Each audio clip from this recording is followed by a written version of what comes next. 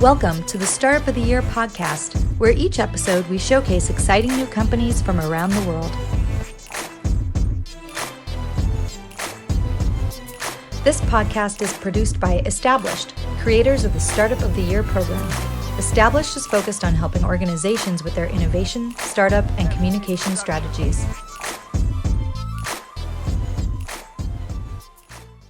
This is our second live podcast. So welcome to Start of the Year live podcast here at the, I'm actually out in Baltimore today, where I'm attending the Super Connect conference produced by EcoMap, which is another friendly of ours in the ecosystem. Excited today because I'm talking to somebody that I've admired for a while, new in the DC community and ecosystem, and for over a decade now, Miss Allyson Kapin. Allyson is the founder of Women Who Tech. It's a nonprofit that provides capital and advises startups, building the most innovative tech companies, including ultimately closing the gap, funding gap for good, which is something very needed, which we're also going to talk about her fund. She's a general partner at and co-founder of W Fund, which has led the grassroots movements to bolster diversity in tech and startups by investing in tech startups that are women-led or BIPOC as well. And she also has another company that she co-founded called Rad Campaign, a digital agency deeply committed to organizations that want to change the world. And they help build apps and websites and advocacy and fundraising, and ultimately help them, some of the biggest nonprofits in the world, create more impact. So welcome, Allyson. Thank you so much for being here. Thank you so much for having me. I'm excited to be on today. So let's just jump in for anyone unfamiliar with anything you've been up to, but really mainly the W Fund. Tell us a little bit more about your mission and how you got started in the startup ecosystem. Yeah, so Kate Brodak and I are the co-founders of the W Fund, and we started it because, frankly, we were just sick and tired of all of the investor money going to startups primarily founded by white men in tech. And so Kate and I had been working together in various capacities. I had been running Women Who Tech for many years. She had been running Women 2.0, which is now Switch. And we decided to join forces and really, disrupt this ecosystem that has made it so challenging for women and underrepresented led founders to raise money, raise investor capital. And that was the catalyst for starting the W Fund. And you started this, when did that start? It was probably, what, 5 years ago? Something? 4 years ago. Yeah. Okay, yeah. We just closed our fund, Fund 1. We just wrapped everything up, and now we are getting ready to launch Fund 2. Congratulations, that's awesome. What's the, so, you've been a champion now for underserved founders for a long time. And can you talk to us a little bit about your focus then, particularly with the W Fund? Like, is there a particular vertical you're looking at or anything else besides obviously underserved founders? Yeah, so we primarily focus on tech-led startups. We get really, really excited about investing in sustainability tech, anything that has to do with health tech. We've done some investments into fintech. We've made investments into the creator economy. So that's been primarily our focus. Also, a little bit on the legal tech side. So yeah. Interesting. And I should have asked you, like, how big is your fund, and what it's how long did it take to raise that fund? Curious. Yeah, so we're actually a rolling fund, which is a different fund model than a lot of other funds out there.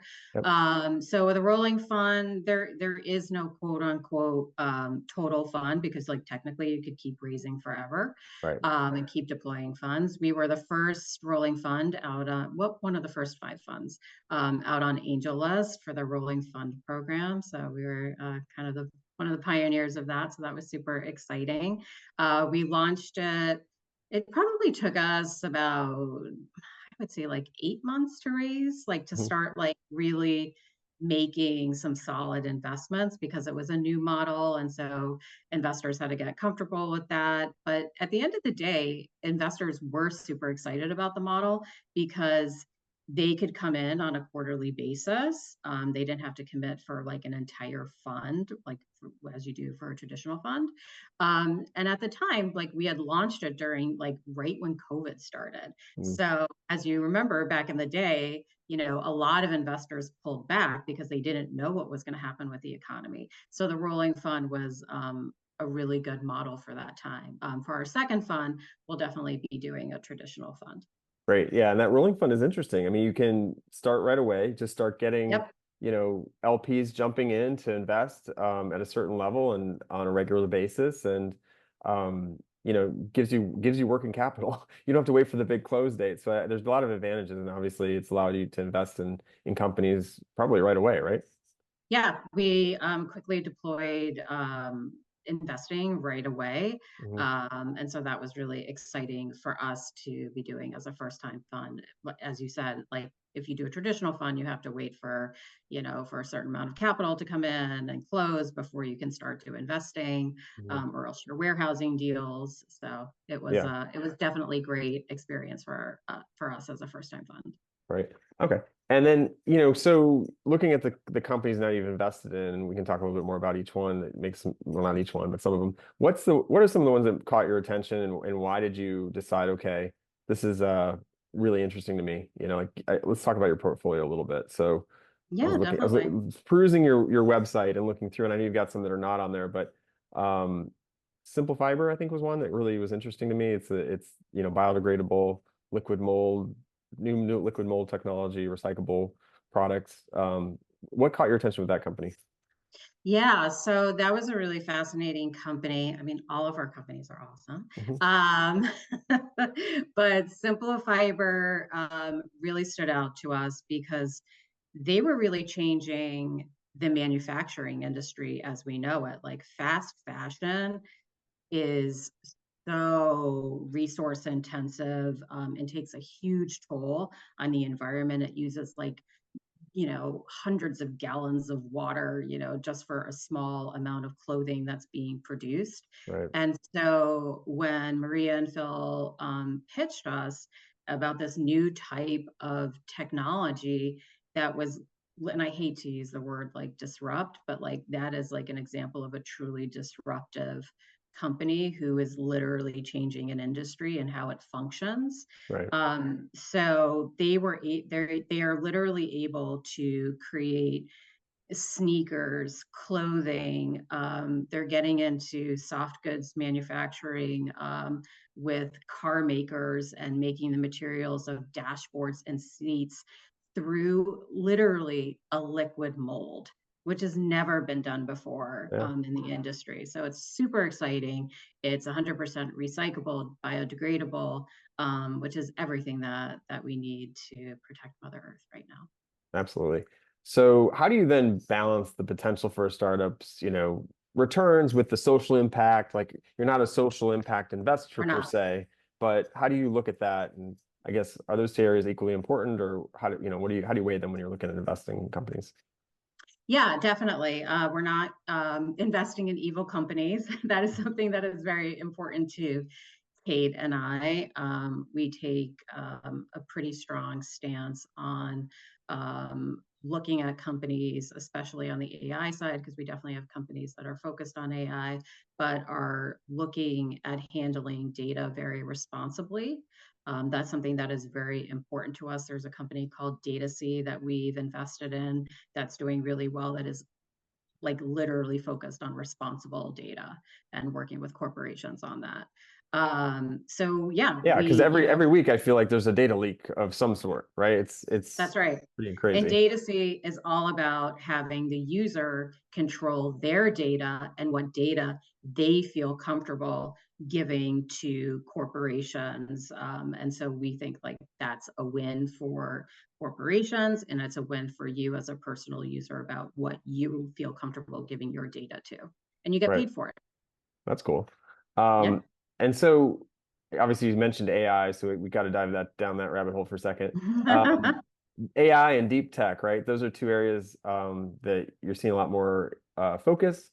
and language learning models as well. Mhm. Are those sectors that you're focused on, or are you just seeing them as you come? Because you seem to be a little bit more agnostic to the vertical. So I just wanted to understand, are those Yeah. exciting areas for you, or? Yeah, I mean, most of our startups, have made a lot of pivots, leveraging AI. And also, like, let's face it, it's not like AI is like suddenly new. Like AI has been in existence for a really, really long time. So it's like so fascinating to see like how AI is talked about now, but it is making a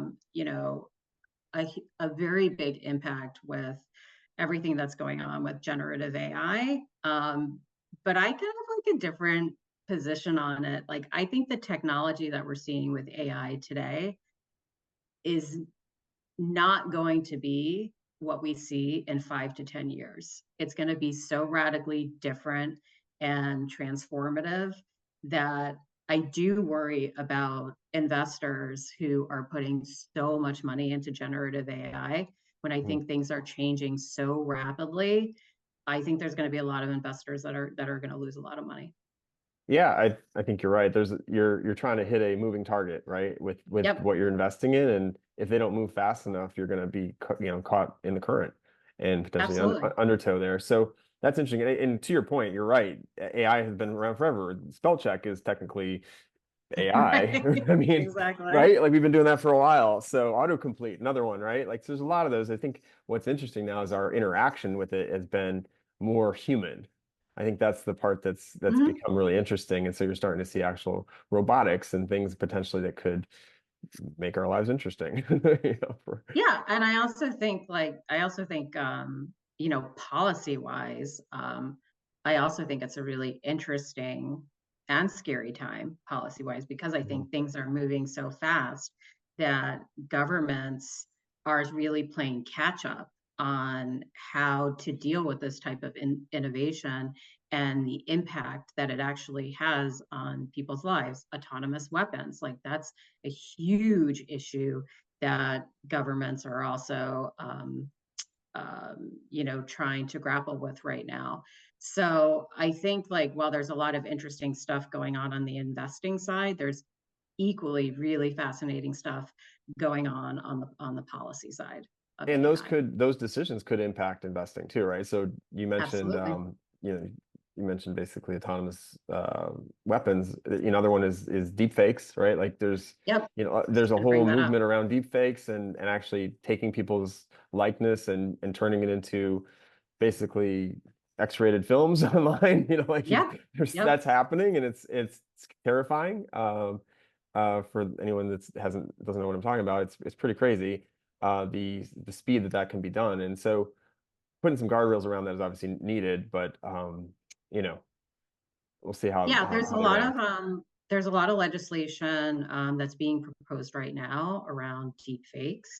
Yeah. National Organization for Women has really been taking one of the leads on that on the nonprofit sector. Full disclosure, I also work with them, and so it's such an important issue because I think it's about 98% of deep fakes are depicting women in extremely violent and sexual ways. Hmm. And you're right, the technology has evolved so quickly that it is very easy to create, and that's super dangerous for society. And to have that unregulated, not just in the United States, but across the world, is deeply dangerous. Yeah, absolutely. All right. So what else? We talked so let's talk about maybe the microeconomic environment, the investment market actually in the last couple of years has been difficult, I'd say, for startups. Yeah, We have definitely. everyone's raising. It's been a little bit of a silent recession, I guess you could say, and investors have the pick of the litter, more or less. Yeah, they do. So curious on your perspective there as you're evaluating companies and any adjustments you've made over the last, I'd say, couple of years.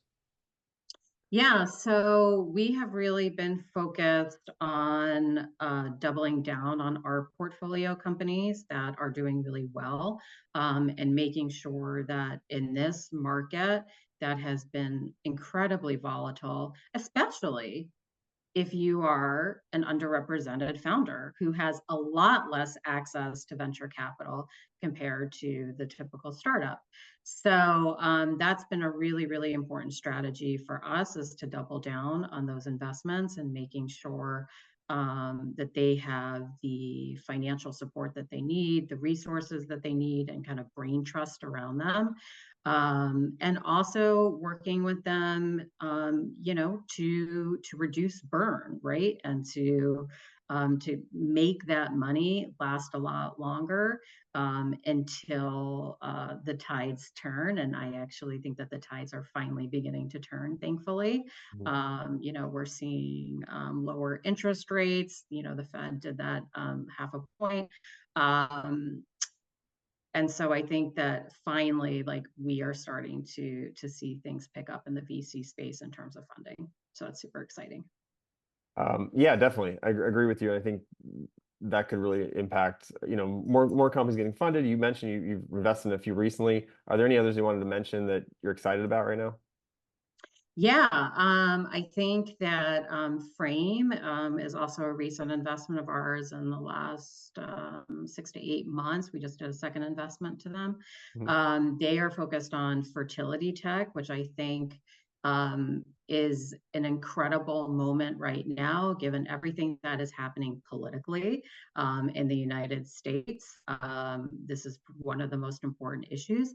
And I also think that women's health is often forgotten, right? When you look back at the medical research that has been done, over the last 50 years, a lot of the medical research has focused on how different things impact men, but it's very rare that women have been a part of the study, especially when you talk about health. That's even more rare. So we're very excited to be investing in women's health, and especially around fertility tech. Yeah, I couldn't agree with you more on that. And so that's really interesting. Let's talk about some of the challenges in investing. So obviously, picking the winners of all of these companies you see is not easy. Yep. I wanted to see what's the hardest part though for you, in being a VC, investing in companies.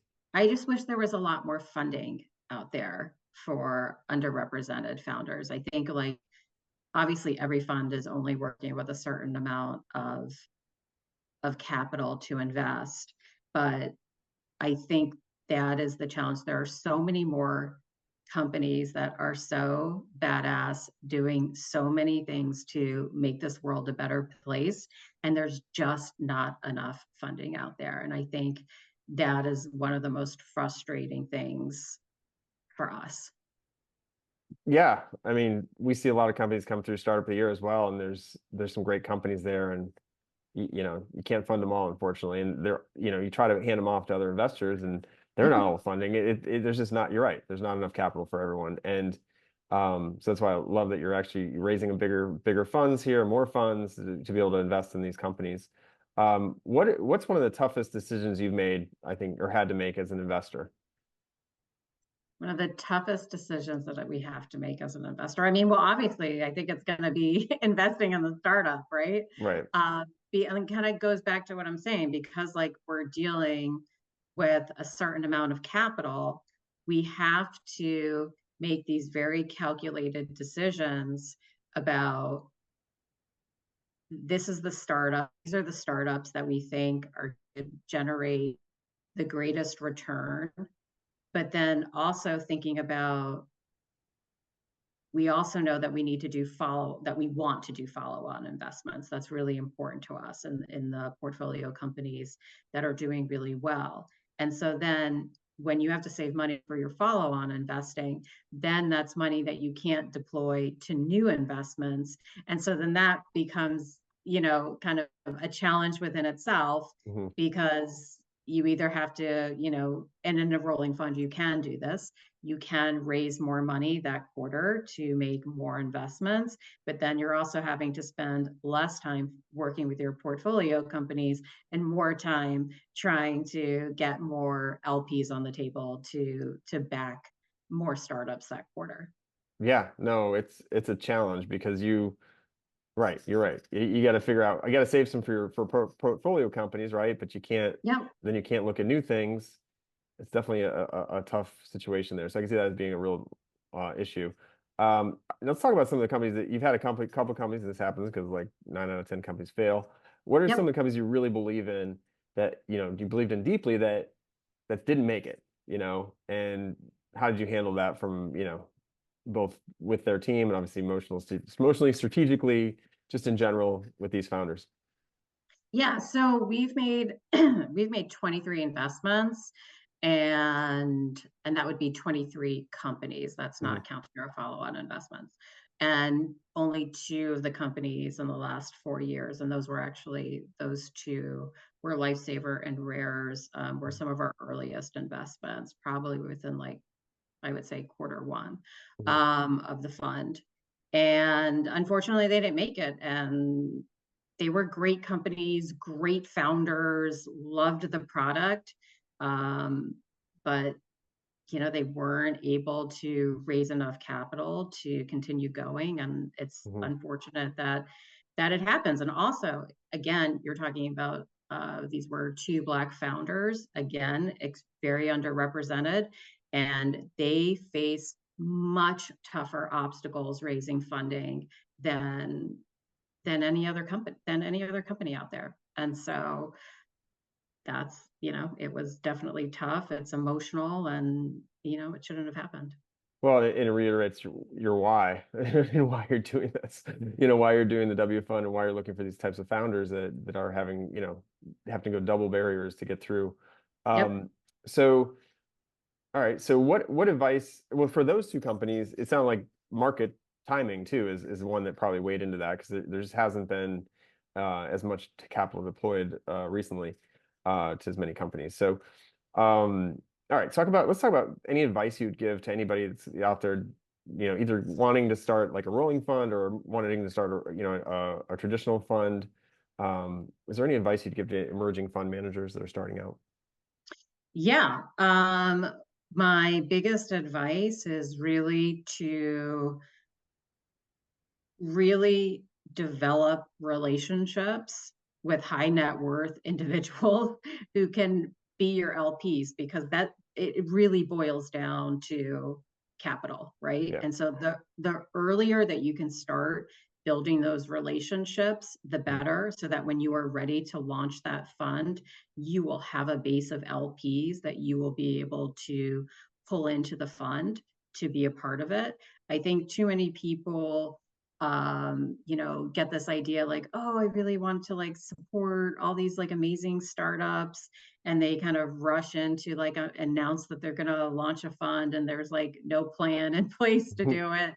um, and another piece of advice I would also say before you launch a fund is you also may want to be a part of a couple of other funds to see like how it's structured as an LP, and kind of learn that way. I think that's a great way to do that, and learn about kind of the ins and outs, especially some of the funds.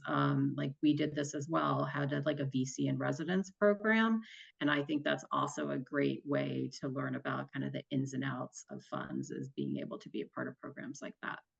Yeah, and obviously absorb what you can, and if you want to, maybe you won't like to doing what you're doing. That's That's the other right. thing. Like Yep. you could learn It is that. not for the faint of heart. Right, right, That's for exactly, sure. exactly. Lots of emotional up and down roller coasters, that is for sure. Right. All right. So same similar question, I guess. Advice that you give to founders that are entrepreneurs out there listening that are trying to raise capital right now. Markets are starting to shift a little bit, but they haven't Yep. totally opened up yet. Want to get your advice. Yeah. I would say right now, and I actually think this is always how it should be, is really nailing down product market fit and how you're going to get profitable. Because the last thing that investors like want to do is to invest in, something that's wishy-washy, where you really have to kind of prove, yes, there is a product market fit. Like if you can see XYZ, like it should be so clear to the investor, the product market fit, And that is how I think like the kind of like the way that doors get opened in terms of that. Yeah, path to And profitability. That's, I mean, literally, I want to see what yeah, you're doing and then see how are you getting to point B and how exactly, fast, right? Like exactly. it's like you see a lot of that, and sometimes, I mean, I feel like and it depends where you are geographically too. Sometimes you can sell a hockey stick in certain areas, and other times you kind of need to sell like actual customers, right? It's like, Yeah. yeah, yeah. Customers are key. And I also think being realistic about it too. Mhm, Like sometimes we see like these like off the charts projections mhm, in year 3. And I'm just like, where did you come up with that? mhm, Like, so I also like need the founders to be grounded in reality. mhm. I certainly like founders who know how to dream, but we need a big dose of reality too. Yeah. So similar to that, like I feel like some founders feel like they need to be in Silicon Valley or New York to succeed. Um, you know, I've always been about starting up everywhere. I feel like Mhm. and I wanted to get your take on that I guess the landscape and your perspective on um, startups and where they can Yeah. be. Yeah, I mean, I think startups should be everywhere, right? Mhm, Startups should reflect the world that we live in. The world that we live in is not reflective of Silicon Valley and New York, and even some other emerging places. Um, they should be everywhere and reflective of the world that we live in. And so that is my personal take. I completely agree with you. And then you've got on your site, folks can reach out if they go to wfund.vc. They can reach out if if they're interested or trying to raise funding. Um, how are founders getting your attention these days? I'm curious to hear some of the more interesting ways people are connecting with you. Yeah, I actually think it's like really traditional ways that they're connecting with us. They're emailing us. Sometimes we'll get LinkedIn pitches. Definitely still connecting with us on X, Twitter, however you want to call it this Mhm, mhm. today. Have you seen So that yeah. decline? I'm curious because I feel like I go over there and it's just I don't know. It's gotten Oh, different. it's toxic. Yeah, Yeah, it's completely toxic. Yeah, my DM box is just like filled with random spam. stuff. But Yeah. I still get like some decent pitches. Hmm. I still think it's still active. But yeah, it's definitely declined. Um, and then we also get a lot of referrals too from other founders in the space.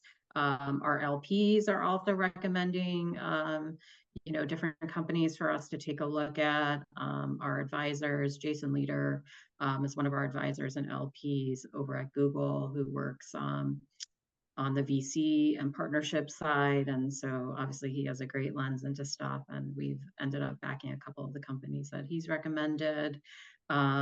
So it's through, and other investors too. We do a lot of co-investing with investors, but we're always happy to take cold emails. I think that's like so important, especially for underrepresented founders who don't have that network like a lot of other kind of bigger startups do. And so we're always open to that. Great.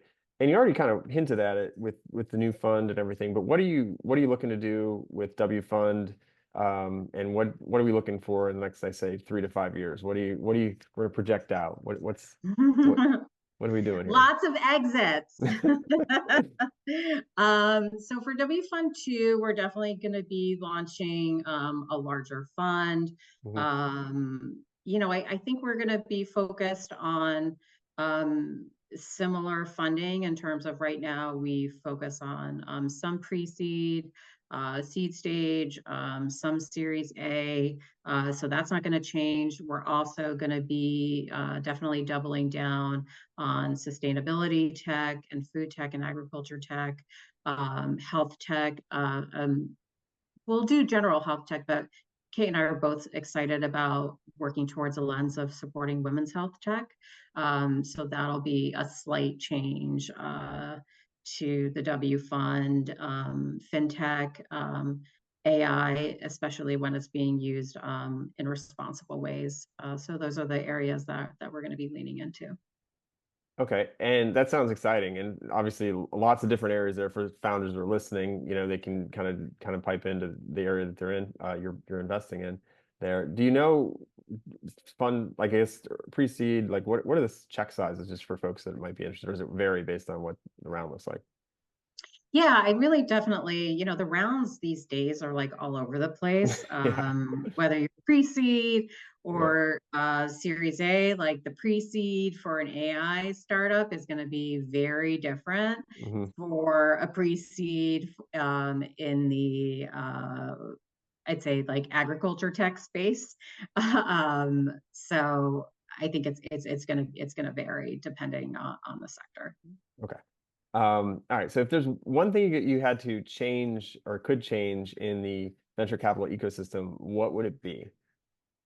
Um, More diverse investors. I think that is super important to the entire ecosystem. Like I've been saying for years, only 2% of venture capital goes to women-led startups for Black women founders. It's like point like zero zero zero And that zero went six down. percent. Like last I year know, went and it's down. going down. It's like I I can't don't even even know how talk it's about it. possible. It's There's more depressing. funding now than ever, like more I funds than know, ever. And it's I going, know, I it's know. crazy.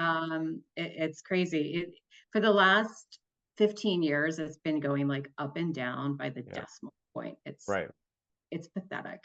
hmm But that is what I do believe that we need, right? If we Yeah. can bring more diverse investors Yeah. to the table, I think that we will see capital radically expand and actually, like I was saying before, like truly reflect the world that we live in. Like we can't keep creating products led by the same type of people who went to the same, like, who went to Stanford, these white tech bros. No offense to white tech bros, but like this is how we end up with products which did make people a lot of money, like Facebook, but has also caused serious problems to the world, to democracies around the world.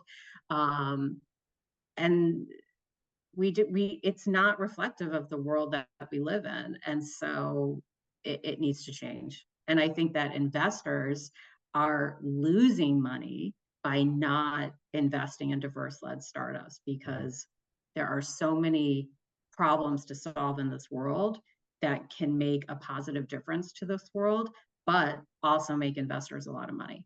And I think So they're leaving money on the table. what's like for everyone listening, what's one thing we all can do to help? Like what's like how can we all kind of activate here? Well, I think if you are an LP Mhm. or even want to get involved in investing, you do have to meet certain criteria to be an investor. Mhm. I know that there is a group of people, which I think is great, working on trying to change those rules because to me, if you can invest in crypto, right? Yeah.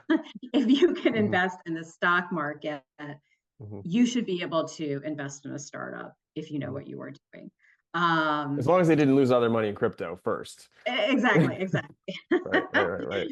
So, so yeah, so I think that's one key way is for people to start putting with money where their mouth is. A couple of years ago, there was a big movement to start doing a lot more funding to funds and to diverse led startups.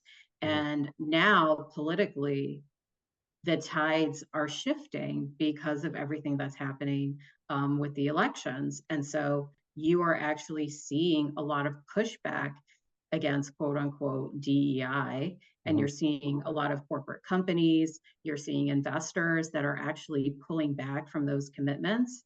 And that's super concerning because I think that's going to squash innovation. Yeah, you're not going to get everyone's perspective in the room, unfortunately. Yeah, you're going to get one perspective. Right.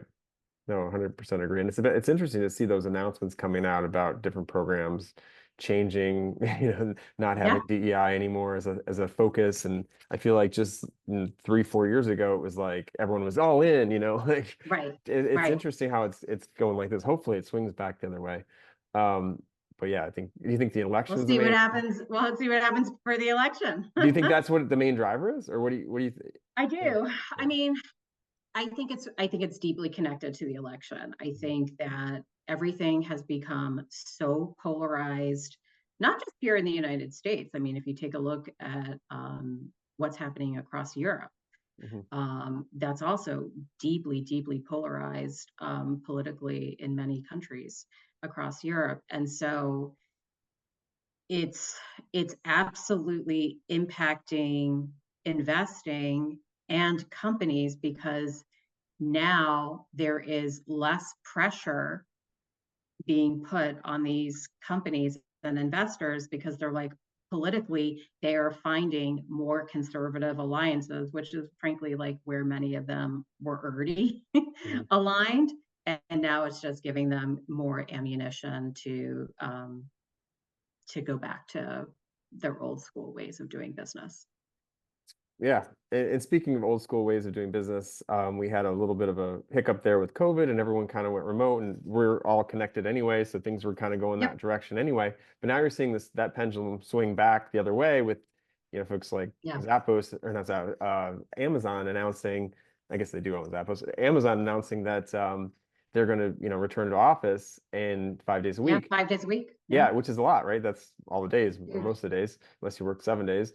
And so curious on your take on that. Is that going to impact, or how you think that might impact investing, or even, startups, like at Yeah. all? Because I mean, people are able to start up anywhere and be remote, and that might change too. Yeah. Obviously, like I haven't seen the numbers from Amazon in terms of why they made this decision. Mhm. But it does strike me as a company that started out so innovative, and they continue to do innovative things. Um, I don't think they're reading the room here. I think that people want to be able to balance where they work, and if that is a combination of working remotely and working in the office, or even 100% working remotely, if people are doing the job and they're doing it well, why are you forcing them to go back to the office, right? Because someone high up thinks like things will be more innovative. Like, that's ridiculous. Yeah. There's a problem with employees who are underperforming, and it doesn't make a difference if they're doing it at home or in the office. People are either high performers or they're not high performers, and it doesn't matter what environment that they're in my opinion, in my experience. Yeah, and I think I mean, the things you lose, right, when you're not in the office is it's harder to communicate, right? People hide, right? Or the other thing is, and on the flip side of it, if you do bring people back, you lose a lot of time. Like Yeah, especially if they go to an office, that could add additional time on both ends of people's that like days. 2 hours, right? Exactly. 2 hours Yeah. a day. That's 10 hours a week if you have to go to the office. That could be time that you are actually, if you're losing 10 hours a week, right? Hmm. That's high productivity time that could have been used on your work. Instead, you're just dealing with traffic or a commute And listening to our podcast. and listening to the podcast So on your yeah, commute. right, Exactly. exactly. So I think that's really the winner here, unfortunately, or fortunately, depending upon how you look at it. So got some questions from the audience, and then we're going to wrap up here. So Sure. one of the questions was that submitted was, what's something you've learned throughout your career that completely took you by surprise, a lesson you didn't expect but turned out to be Hmm. essential? That's a Oh, deep one. that's an interesting Yeah, question. that's a hard I, question. no, I think it's a good question. Yeah. I think, early on in my career, I mean, that I'm like super politically active. Hmm. Um, I think early on in my career, I was probably a lot more, I think, publicly aggressive, like on taking on like people that I didn't agree with.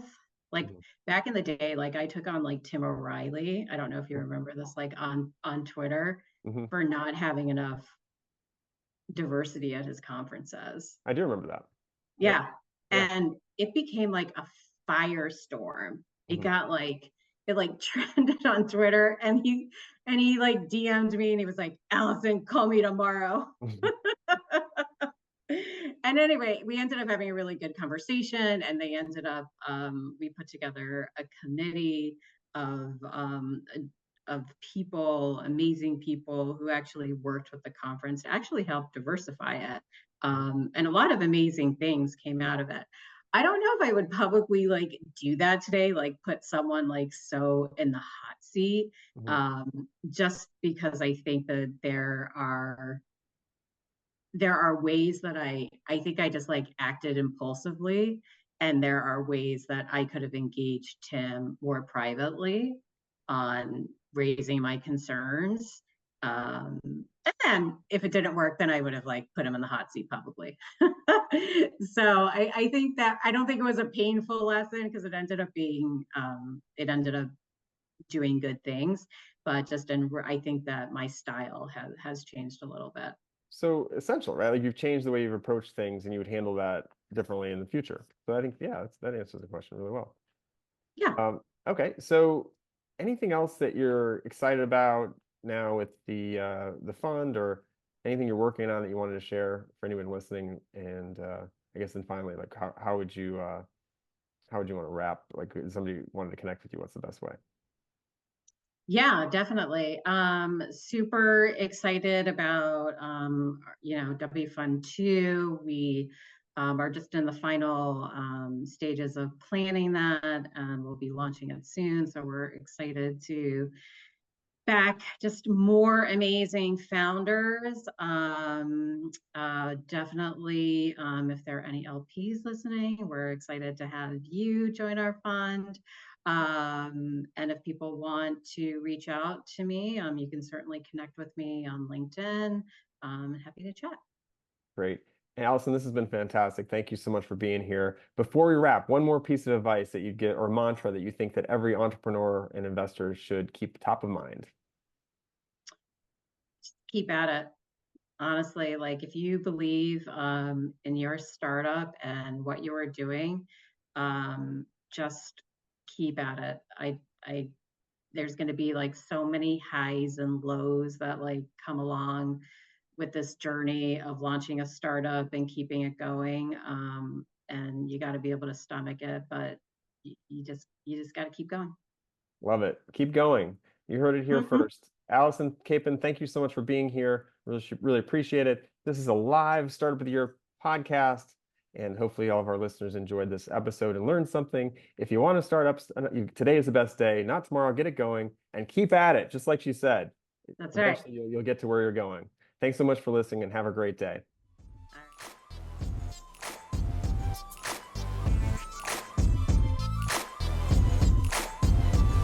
Thanks for listening to the Startup of the Year podcast. Be sure to subscribe, and we'll be back with another episode soon.